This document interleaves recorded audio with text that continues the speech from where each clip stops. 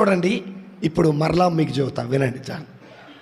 నరుడి మీద ఆధారపడితే నీ జీవితం శాపం. నరుడి మీద ఆధారపడితే నీ జీవితం ఎండిన ఎడారి. నరుడి మీద ఆధారపడితే నీ జీవితం ఎడారిలో మొలిసిన తుప్పలాంటిది. నరుడి మీద ఆధారపడితే ఎడారిలో మొలిసినటువంటి మొక్క ఏ విధంగా అయితే చిగురించదో నీ బ్రతుకుకి ఎలాంటి మేలు కలగదు.